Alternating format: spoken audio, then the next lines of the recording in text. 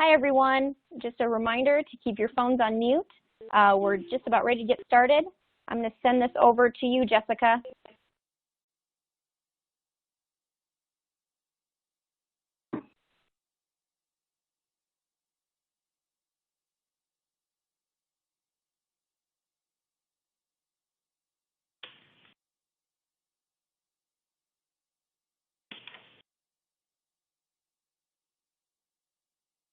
Welcome, everyone.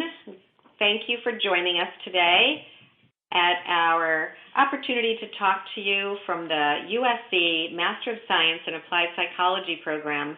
Today we're going to be addressing issues related to diversity and inclusion, and we have two guests with us, Dr. Michael Nguyen, who is on the MAPP faculty, and Justin Willliams, who was a student who graduated in 2017 and is joining us today as an alum. Jessica, are you there? Yes, I am. Thank you, everyone, for joining us. So throughout the webinar, please remember to refresh your browsers if for some reason you feel like you're not seeing the content that we're talking about. And also remember to turn the volume up on your device to hear audio if you're experiencing any technical issues. We are going to be taking questions at the end of the webinar. You'll notice at the bottom of your screen, there's a tab that says Q&A. So feel free to submit questions as we go along, and we will save 15 minutes towards the end to address those questions. My name is Jessica Singer. I am the program specialist for the online program for the Masters of Science in Applied Psychology. Today, we are going to be joined by Dr. Leggett, our program director, and two special guests, Dr. Michael Nguyen, who is one of our faculty members, and Mr. Justin Willliams, who is an alumni of our program. We are going to be giving you an overview of the curriculum and the program itself. Then Dr. Nguyen and Mr. Williams are going to take over to give you some more information about diversity and inclusion, how we teach that within the MAP curriculum, and how that can be applied in the workplace. We will then be going over the application process, and again, we'll be saving some time at the end for question and answer. I am going to turn it over to Program Director Dr. Leggett. Thank you, Jessica, and thank you to our guests. I will happily introduce myself as the director of this program. I have, like many students and professionals who join our program, I have had a long-standing interest in psychology from my undergraduate days through getting my doctorate at Harvard in human development. I've had several careers, but the one that I've had for most of my professional life has been really helping to create a field where psychology was used by trial lawyers in order to communicate better to jurors. And this led me to found my own consulting firm, Leggett Jury Research, 20 years ago. I've enjoyed working with trial lawyers and treating jurors as students, understanding the dynamics of jury deliberations in small groups, and understanding overall how to craft messages that make complex ideas, complex stories understandable to lay people. But this program is the program that I have devoted the last 7 years to, and the program, I think for me and for many of the faculty in the program, is the program that we wish had existed when we were at an earlier point in our career. And it's been my pleasure to help build this program over the last 7 years. The online program launched in launched in January 2014, and we have been experts developing the online education model for this program ever since. This is not a recent pandemic enterprise for us. We have devoted a lot of time as a faculty to developing a state-of-the-art online program.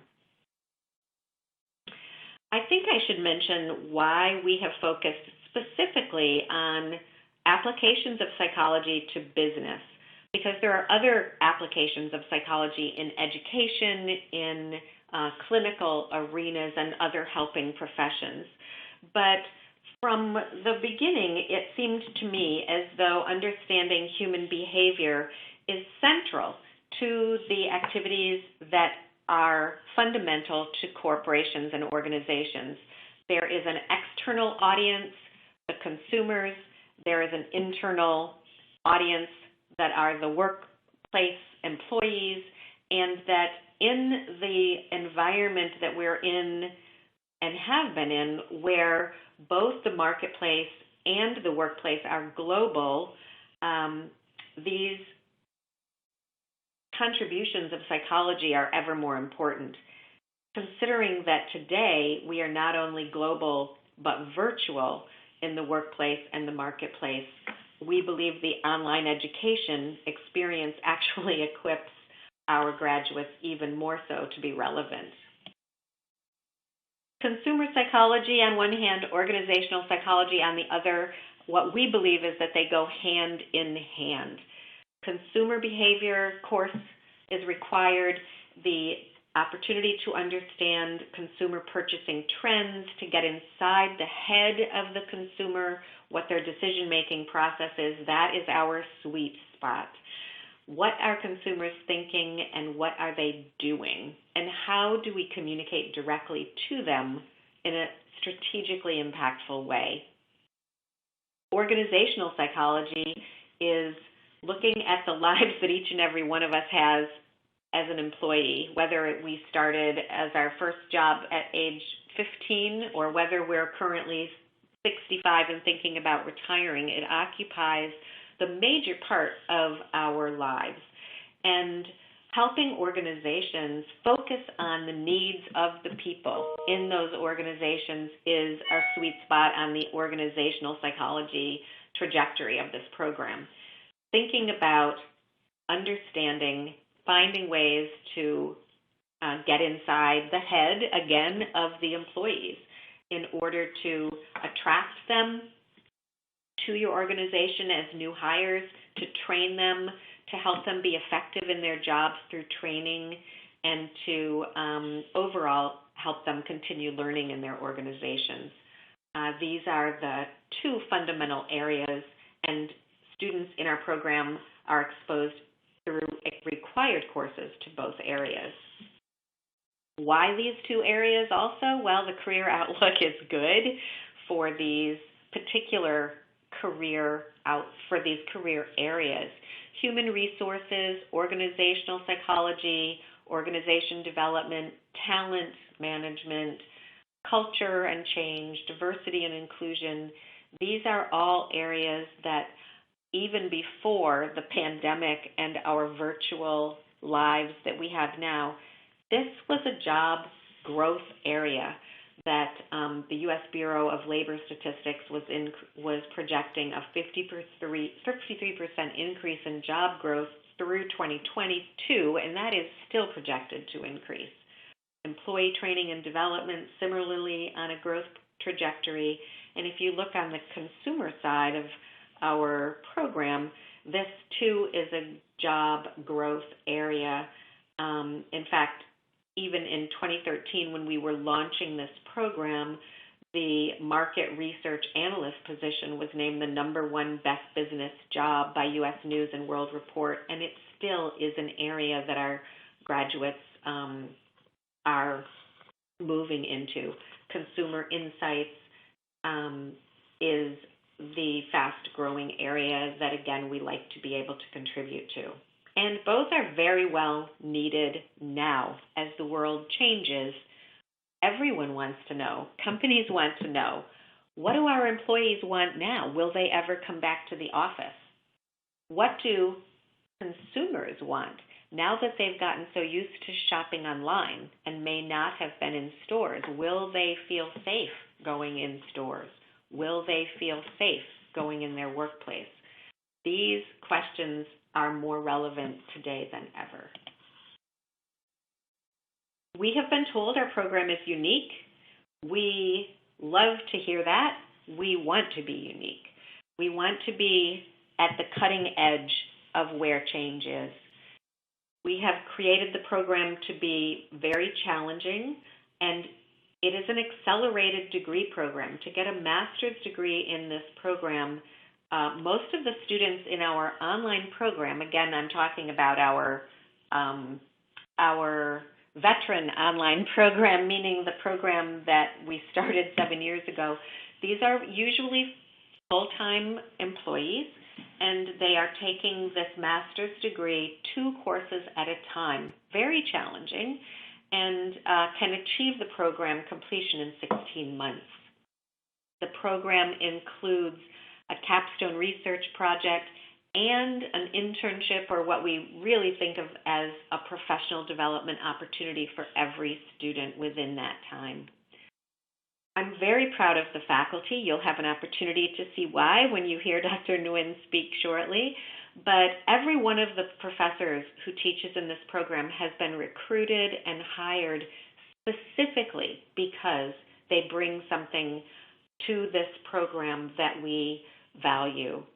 These are not people who have spent their entire careers in an ivory tower at a university. Every one of us has been a professional working with and consulting for organizations in so many industries. And I think what I love about the faculty is that we're passionate.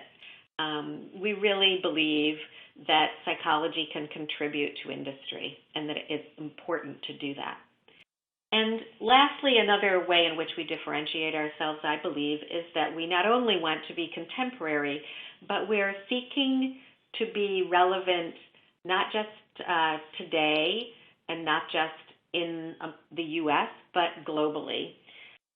We create opportunities for students to learn through team-based projects, doing real-world applications in class, using data to help organizations, whether large or small, make important decisions, whether they are about a local mom and pop store or a home-based business that sells internationally or a multinational corporation. So we seek opportunities for our students to go elsewhere in the U.S. or in the world in our program. We're one of only a very small handful of programs that provides master's students an opportunity to go abroad during the program. What you see in this picture here and in some of the others that we've been dropping into the slide deck are pictures of students who have been in our online program and have visited Dubai. This is taken in the lobby of a bank that we were visiting in Dubai 2 years ago on spring break. We took a delegation of our students and had a 1-week immersion in Dubai. And some of you may know that we also have a work opportunity abroad in Dublin for the summers. And when we are able to travel again, we look forward to resuming these kinds of global opportunities. The requirements I'm sure you've all seen on our website, the foundation courses I've mentioned, required course in consumer and organizational psychology, required applied research course, and a two-semester sequence in professional, what we call pro-seminar professional development. The practica are the internship and treatise.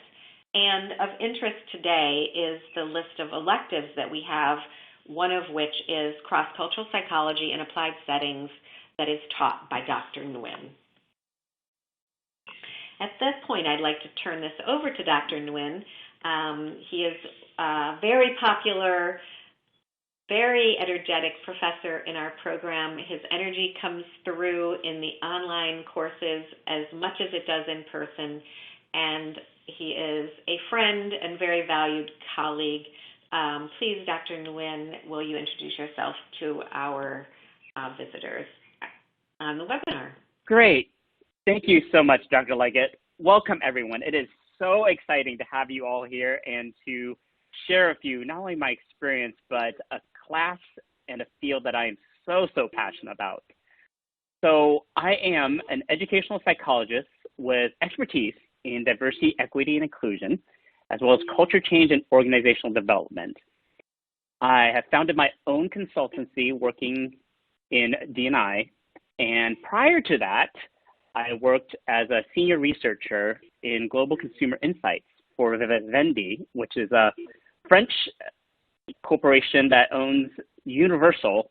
So as a result of that, I've worked on products such as World of Warcraft, Scarface, and The Bourne Conspiracy, since Universal has music, movies, and games.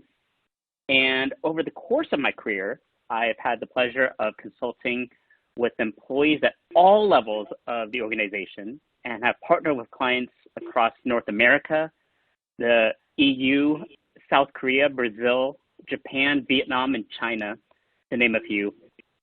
And my clients have ranged from startups to Fortune 500 companies spanning across the globe, and they have a broad range of functions, such as human resources, information technology, marketing, legal, finance, etc.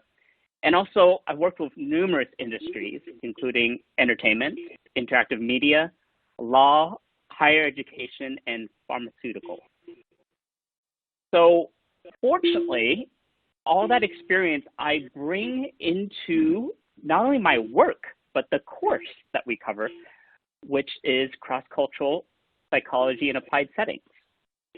And this is such a key force in the sense that as globalization, right, transforms the way we work, it is crucial to have the skills and ability to decode cultural differences. And after completing my course, our students walk away fully equipped with diversity, equity, and inclusion competency, as well as essential cross-cultural knowledge and tools to work effectively across the globe. So some highlights of topics that we cover are navigating the cultural minefield. So whether you work in a home, which many of us do now as a home office, right, or abroad, businesses and business success in our ever more globalized and virtual world requires the skills to navigate through cultural differences and decode cultures foreign to our own. So in my course, I use Aaron Meyer's cultural mapping framework to guide students through subtle, sometimes treacherous terrain where people from starkly different backgrounds are expected to work harmoniously together. Another key topic we cover is diversity, equity, inclusion. And this is really important because many times people can confuse these different terms and use them interchangeably.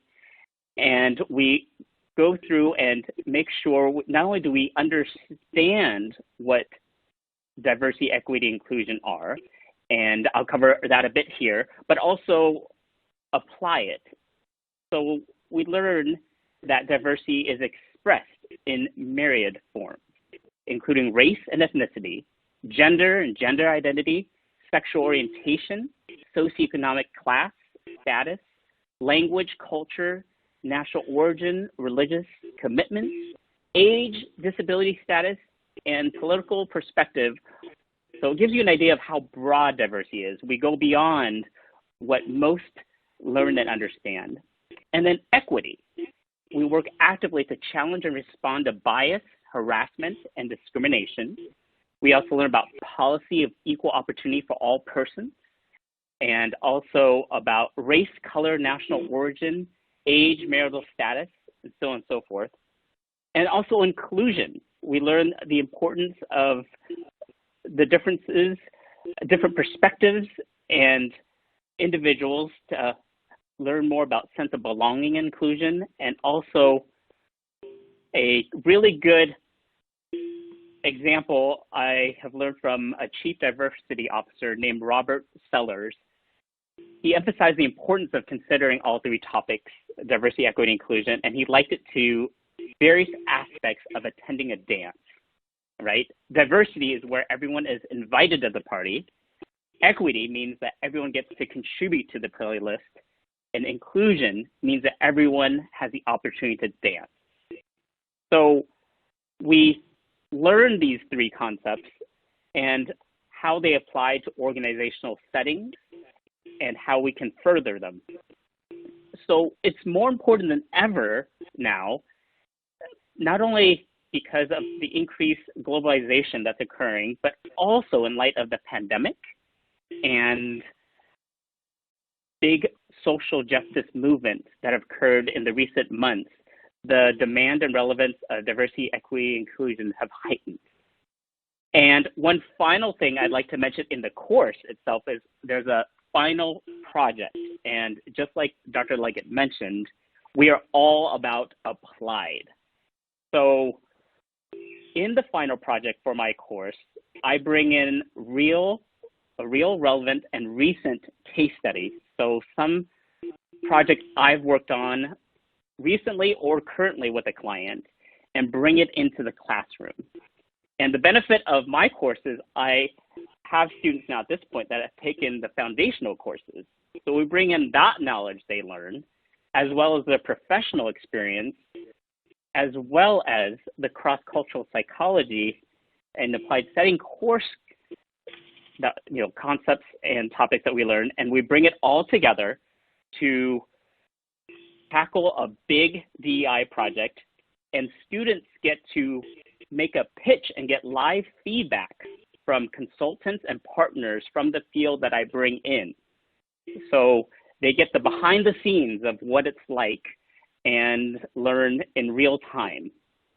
So that gives you an idea of the course. Now the key takeaways from the course, and that's right, I forgot, there's another key concept I want to mention that is relevant also and increasingly in companies across the globe is also microaggressions and micro-interventions.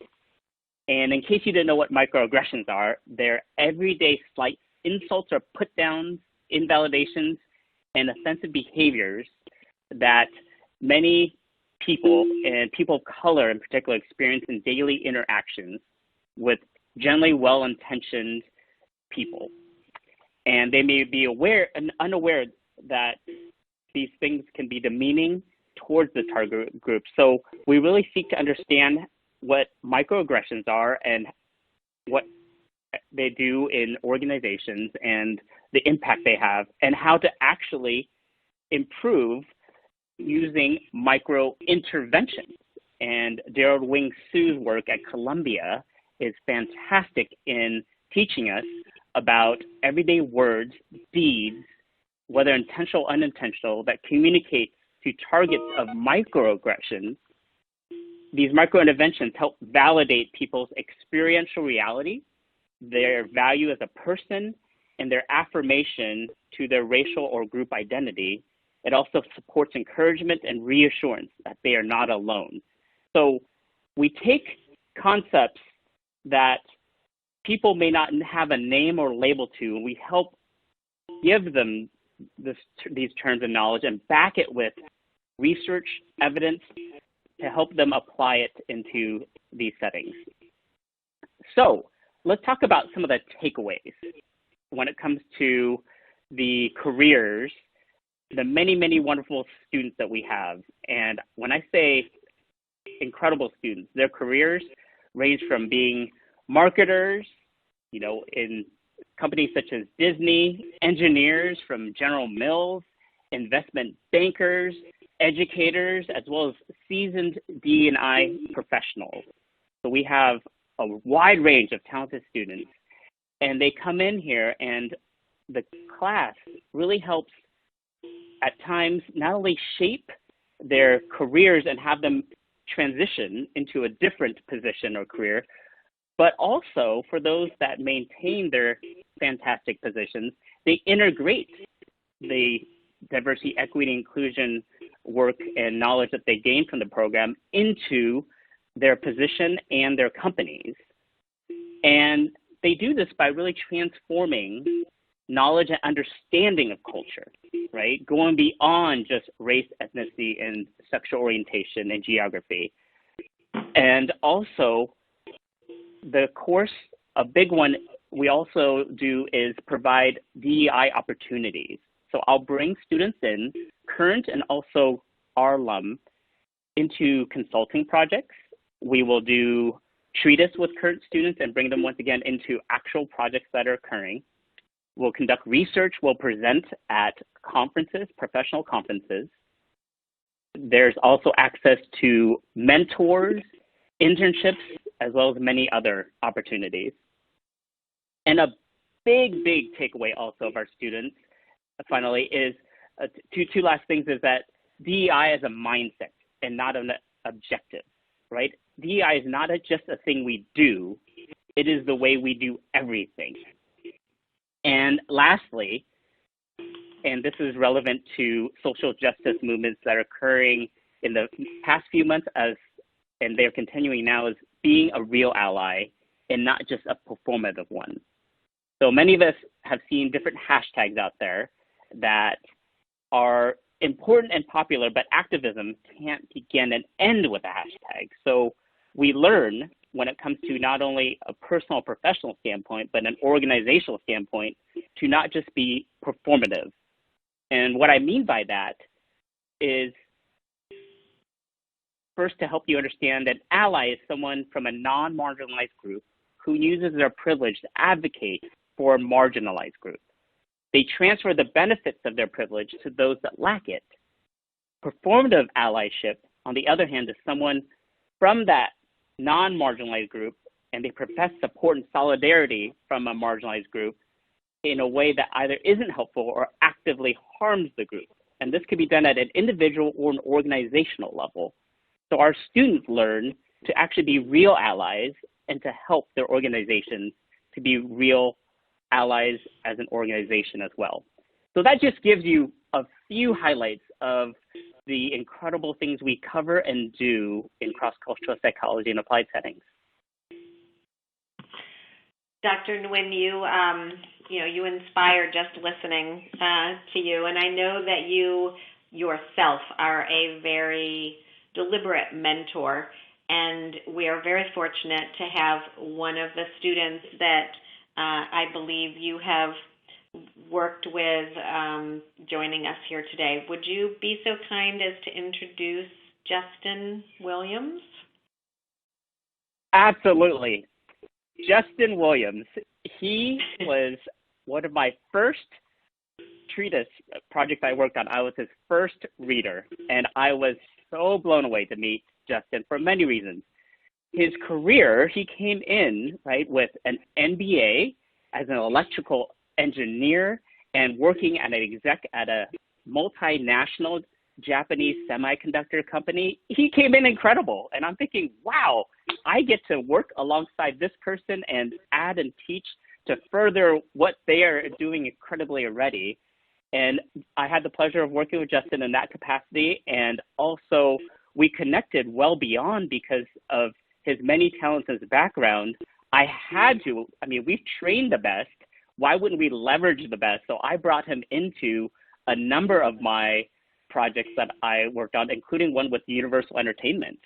So Justin, please share, your wonderful experience, and I'm so glad to have you here. Thank you. Justin, would you tell us a little bit more about your background? Also, I was your professor as well, so I'm delighted to have you here. Can you tell us just a little bit more about your background? We've heard about your technical background. What was it that caused you to come to the MAP program? Yes, thank you, Dr. Leggett. Thank you, Dr. Nguyen, for having me and for the introduction. Yes, for the last decade or so, I've worked as a sales executive in the tech space for various multinational companies, and most recently, I've locked Cognitive Peaks as a consulting firm where we're addressing organizational challenges related to diversity, equity, and inclusion. Why the MAP program? To answer that question, I have to consider the timing of my decision. I was about 2 years removed from my MBA program, and during that time, I started my family, had 2 kids. So the prospect of going back to school was like the furthest thing from my mind. I told myself after the MBA, no more school. But during that time period, I started to lead more teams, and I was was starting to be called on to have a greater impact in my organization. Psychology had always been a passion of mine. I would study about it on my own, but with the need to have a greater impact in my organization, I started researching a little bit about programs and came across MAP. So for me, MAP was about gaining the next level understanding from my MBA program. I had a general understanding about business and strategy, but I needed to understand organizations better, people, in order to make the greatest impact, to drive the right motivation and productivity out of my teams. And the MAP program did just that. And then again, one of the most rewarding things has been able to launch Cognitive Peaks and be able to now have a methodology and an academic lens to address organizational challenges. Justin, can you reflect on your time as a student doing all the various things you were doing in your life then? Was there a way in which you felt that there was a MAP community that you were a part of? Oh, absolutely. I needed it more than ever during that time because I had kids, very young kids. So there was a great deal of support. And it was both from the faculty side as well as classmates. There was a constant kind of check-in to see how things were going from advisors.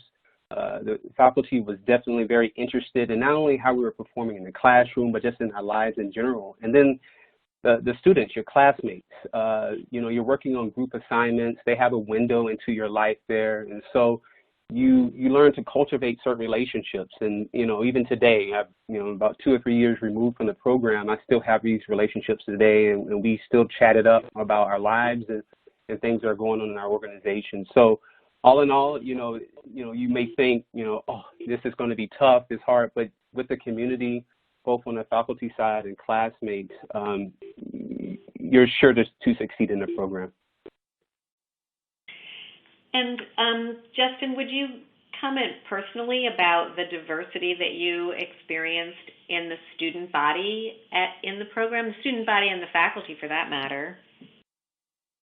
Yeah, absolutely. Yeah, I was to be honest, a little hesitant about this going in. I was, after finishing my MBA, I was kind of concerned about really, frankly, the caliber of students, right? The experience level, who I was going to be interacting with in the classroom, to what degree I'd be able to learn.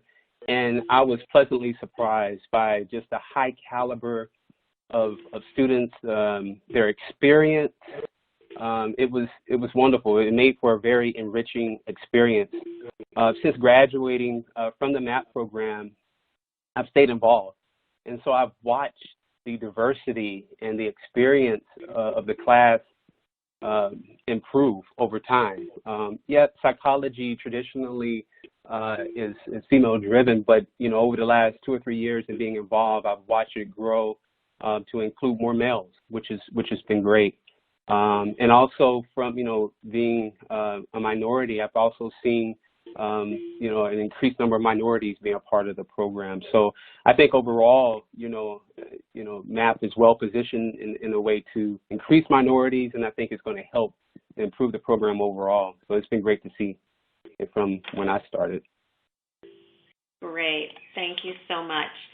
I guess probably a question that we would all like to hear you reflect upon is how the experience of getting a master's degree in psychology on top of your business degree and your engineering degree has helped your career. What was the impact? Yeah, I think at the end of the day, when you look at organizations, organizations is about people. Is to the degree that you're able to develop relationships, motivate people, work together for everyone to work at a high level. In my career, I've had an opportunity to lead various teams, and that's really important to be able to drive the right productivity and motivation out of your teams. And so the MAP program has allowed me to understand people in a different way.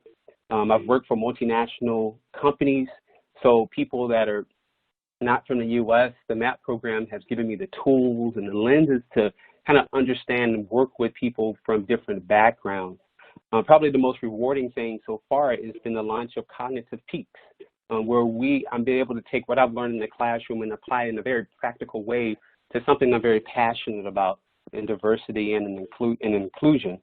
I've had an opportunity to be able to partner with Dr. Nguyen in supporting various clients.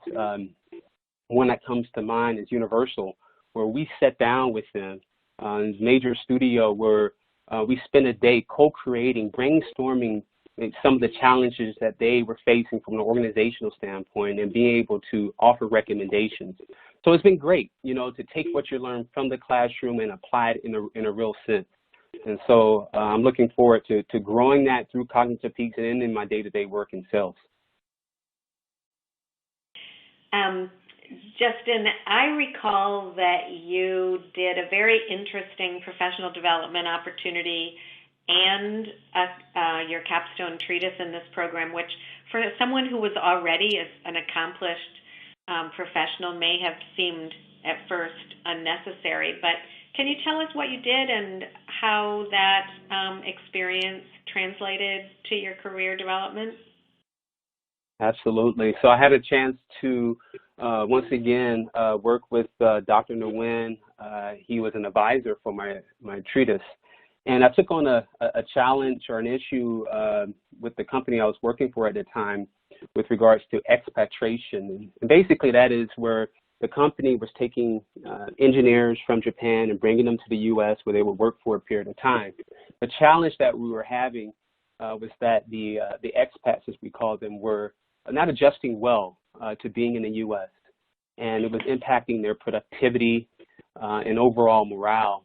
And so what we did was, working with Dr. Nguyen, we interviewed various expats and really tried to gain a sense for what was going on and how they were adjusting. We used various methodologies that we learned in the class to eventually come up with some recommendations and put together a expatriation playbook that I was able to present to my executive management team. I had an opportunity to actually travel to Japan and present this, with my CEO. They adopted just about all of our recommendations, and I've since moved on from the company, but these recommendations are still in place today. And I was able to take that with me to my new company, and I like to think that it's going to help me and elevate my career at my new company. I remember that very well, working with you at that time as well. So just to wrap up here, Justin, this has been really interesting, but can you tell us about overall your impressions of the faculty and working with them? Yes. Overall, I was pleasantly surprised. I'm not sure that, I had any expectations going in, but certainly once I started to get involved and started to interact with faculty such as Dr. Nguyen, you first recognize that they're truly experts in their field. But I think the most important thing that I've taken away is that faculty members, they care. Like Dr. Nguyen really cares. He's very passionate about the work that he does in diversity and inclusion. And so it's contagious. You take on that passion and you want to find a way, you want to match that and figure out a way to where you can be even more impactful. So that's been great. And being able to take the learnings from the classroom beyond and just apply it to your personal life was something that I certainly did not expect. Then there's the overall network, as I mentioned before, my classmates, high caliber classmates that are truly interested not only in the work and the things that we've learned, but just in life, and being able to leverage their experience and their expertise in the work that they're doing with major brands. I mean, Dr. Nguyen mentioned Disney and General Mills. Being able to understand their challenges and learn from them has been great. So it's the network, it's the sense of community, as you mentioned, Dr. Leggett, that you get from the MAP program. Thank you very much.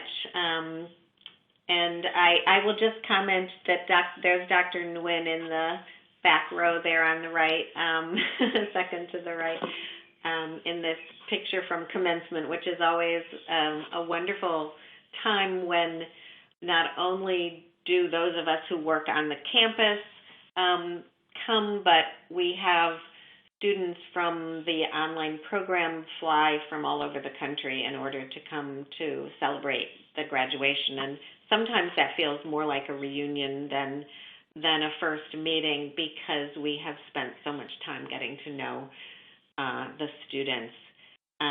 Justin, thank you very much. And I think we're about at time for me to turn this back to Jessica. Hi, okay, we are going to just go through the application checklist once again. So in terms of admissions requirements, we do require that everyone that apply have a bachelor's degree. You also do need to fill out the general application as well as take the GRE and submit your official test scores. We ask everyone to write a statement of purpose explaining their interest and why they're interested in the program specifically. We also require transcripts from your undergraduate institution, a copy of your resume or CV, 3 letters of recommendation, and then the deadline for the fall semester. The application deadline is August 3rd, and the fall term is going to be running from September 7th through December 20th.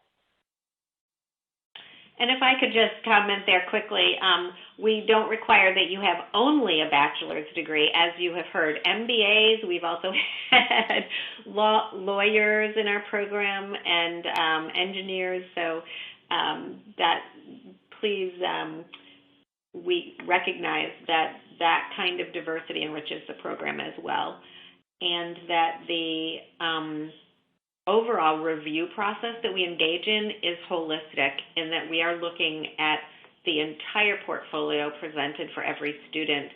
And the statement of purpose is very important for us to see that you can see a connection between what your past world has been and what you want your future to be, just as Justin was able to tell us about the work he's done in organizations, revealing to him that he would like more knowledge about psychology and organizations. Okay. And Jessica, what should they do if they have more interest?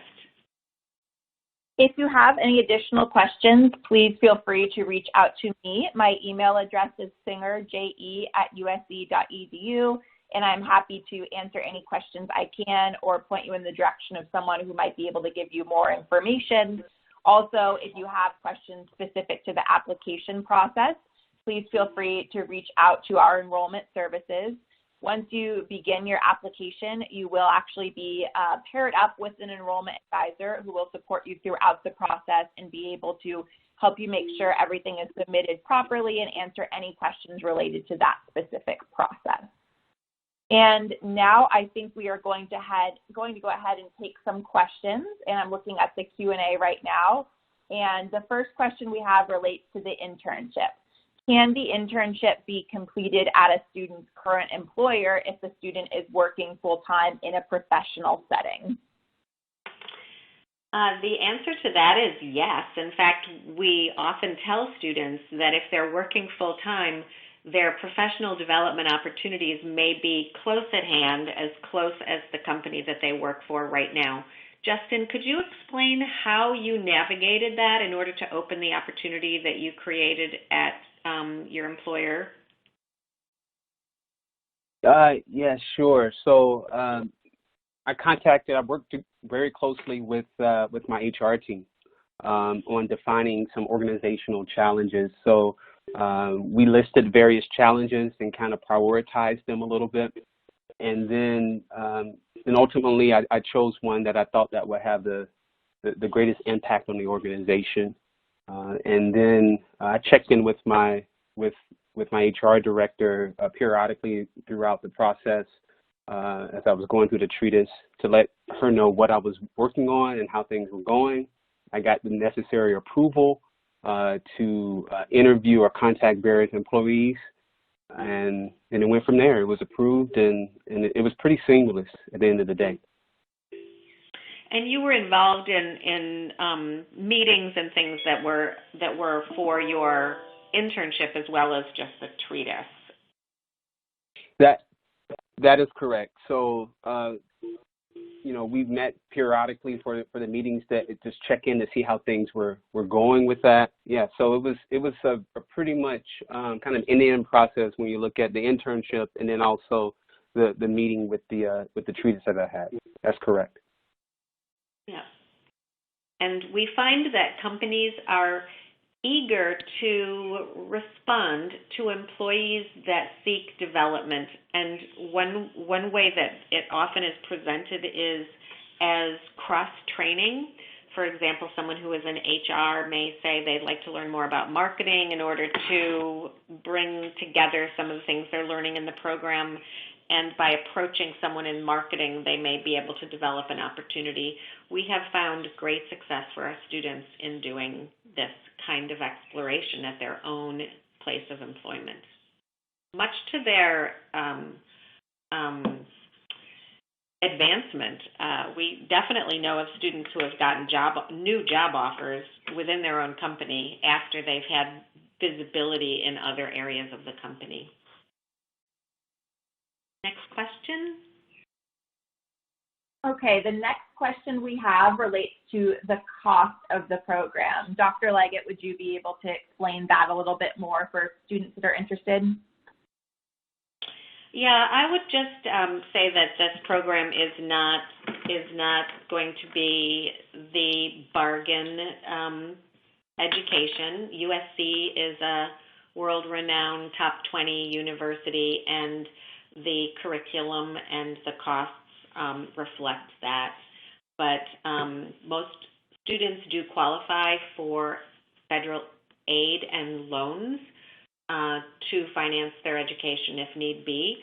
And one of the ways in which we have found that this being a part-time program is beneficial is that it helps students to continue to have an income while they are getting their degree. The tuition numbers and such is available on our website, the university website. Next question. Okay, great. The next question we have is, have you had students go on to pursue a doctorate in psychology after completing this program? Dr. Nguyen, I don't know what your vision is on this, but I'm happy to say yes.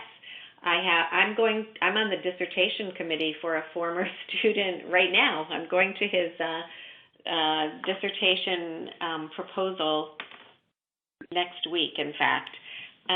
Students who are often learning in the MAP program become enamored with learning and reconnect to themselves as learners, which does sometimes propel them to seek additional education, whether it's immediately thereafter or several years later. I'd say it's more typical that it's several years later.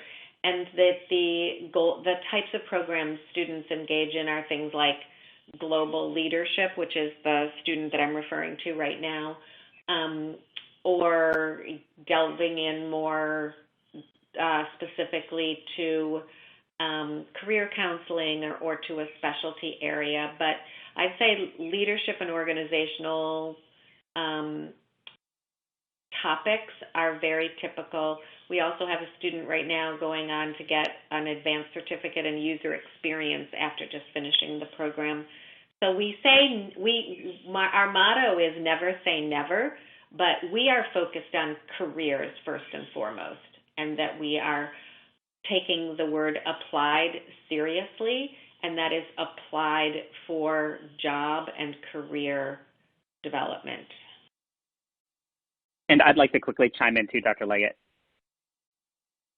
So please. I've actually had over just the past 3 years, easily at least 3 students that have pursued doctorates, and we're talking at top tier institutions. So you are right. We have them as passionate learners, and they've gained so much that they're inspired to even go further. And one of the students actually had such a positive experience as an adult learner in a virtual environment that has become the topic of her dissertation. So we not only inspire just from we teach, but also how we teach. That's a really good point. And I can think of at least 5 students without even trying that are getting doctorates right now. So hopefully that helps with answering the question. Thank you, Dr. Nguyen. Okay, so the next question we have is, are there any in-class meetings or is everything online? Justin, do you want to share what your experience was in that regard? Yeah, in my experience, it was mainly online. Certainly, you know, if proximity allows, you have an opportunity to meet with your classmates physically, but mostly the instruction part for me was primarily online. And Michael, or Dr. Nguyen, as a professor, how do you design the courses? Yes, so we are highly intentional, and we would work together as faculty to see, you know, how we can, when the opportunity permits, knowing that there are definitely times when it's valuable and meaningful to be able to be in person. So there are many occasions to where students in the local area, whether it's Los Angeles or California, will seek to meet together with faculty, and I've had that happen. Or when I've had a conference, we are really active in saying, hey, if anyone's in the New York area or Florida area, wherever we're doing a conference, right, whatever students are there, we would meet up. But on top of that, even in our courses, we will intentionally, for many reasons, where it makes sense to group students in not only similar time zones, but where they are at, so they will meet in person too as well. So there are many ways that we meet, not only just, you know, virtually, but in person, and it's amazing all the various ways it happens. And I'd also like to clarify that online does not mean 100% asynchronous. That every course will have live sessions, which is a Zoom time where everyone, it's all hands on deck, no matter where you are, what time zone, everyone logs on at the same time. These sessions never are longer than an hour, a little bit longer than an hour. They're used for often student presentations that are part of the course curriculum, so students have been meeting virtually or in person if they happen to live in a city where there are more students, to get ready for these presentations. And the presentations are done also on Zoom using technology, so one would say that's online, but it's face-to-face. And we love traveling around the country and visiting with our students. And we do every year have a dinner in conjunction with the convention for SIOP, the Society for Industrial Organizational Psychology. We invite all alums, current students who live in the area, and anyone who's attending the conference. And we've done these dinners that are great fun. We've done them in Chicago, Washington, D.C. This year was going to be Austin, Texas, but for COVID. And this is our way of exporting USC out to where our students may be. And we, of course, love it when students come to the campus. We treat you royally, take you out to lunch, possibly, and tell you this is your campus, too, even though you're not here every day.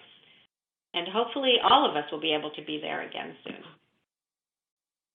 Any other questions? I think we have time for a few more. Yes, there are a couple more questions. The next question is, what would you say is the average amount of time required for this program, meaning hours of work per week? Well, for a student who is doing 2 classes at a time, there is an expectation that you are spending a significant amount of time on both each week. And I have heard students say that it is like having a part-time job 10, sometimes 20 hours a week. Certainly during the time that you're doing the internship, the requirement there is 15 to 20 hours a week for your internship requirement. So it's a challenging curriculum, and the professors have high expectations. Justin or Dr. Nguyen, do you want to add anything else in? Yeah, I can add in. It is challenging in the sense of, for me, I was balancing not only my job but also family life with kids and in the school. And it ebbs and flows, depending on the project. And actually, I found myself, spending a bit more time depending on the topic because I was interested in it. I was spending more time on it. It's doable, but it is a challenge, and I think that the faculty did a good job of making sure that you were supported. Your classmates, when you're working on group assignments, they're able to help you there as well. So at times it could be stressful depending on the project, but it's certainly doable. And yeah, I'd like to reiterate also what sorry about that, Dr. Leggett. Let me just say, hopefully you didn't feel alone as a parent multitasking with your job because many students are in that same situation, and the faculty knows that. Go ahead, Dr. Nguyen. Right. Oh, you actually mentioned it, and I'll echo what you just mentioned. That was what I was going to say is there's a great support in the sense that faculty we know you, we understand you, and we're here for you. And then you also have your peers that many are in the same situation where they're working too as well. So the support is strong, but the demand is high because we want you to grow and be successful and further whatever it is you are doing. So the success, really, we are here for you, but most certainly it is a commitment. I think we have time for one more question. Do you see something, Jessica? Yes, here is one more question. Would the faculty recommend any books, publications, or specific topics to better prepare for the program if we were to be accepted? Is there anything Justin wished he studied up on before starting the program?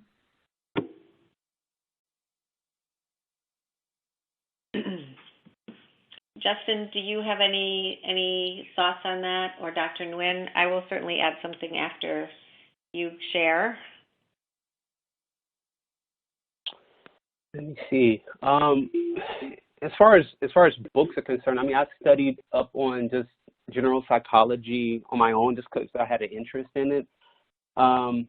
If I had to choose one thing that I wish I'd known a little bit more about, I think when you start looking at the quantitative side of psychology and kind of the reviewing the data and stats side, that was an area where, though I had a background in math, looking at it from a psychology standpoint, I wish I had a little bit more familiarity with. But I was able to learn a lot from my classmates in that way, and so it helped my learning. But I think that's probably one area that I wish I learned a little bit more about ahead of time. Yeah, good answer. On my end, I feel there are many different readings that you could potentially explore, and where I'd encourage you, since we do really want to further specifically what it is you are hoping to accomplish and further in terms of your career and your goals, is I would say reach out to us, So if you want to reach out to us, meaning us as faculty and even alum, but as faculty, if you want to further your work in DEI, I have plenty of books, publications, that I can recommend, such as Global Dexterity, and all that. But there are many different ones, so we'd be happy for you to connect with us and let us know what it is you hope to accomplish, and we will guide you. Very good suggestions. I think we're out of time now, and I will turn this back to Jessica. Thank you for those great questions, and if you have additional questions that we didn't get to, we will reply to you reading the rest of the questions that are in the Q&A box. Jessica?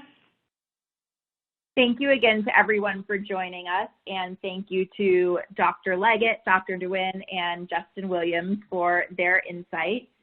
Again, if anyone has any questions, additional questions, we will answer those that are in the box currently, but please, again, feel free to reach out to me. My email is singerje@usc.edu, or go to our website. The online program has its own specific website, and there should be a wealth of information there, as well as information about how to reach out to myself or to one of our enrollment advisors who can also assist you. So thank you again for your time and for learning more about our program.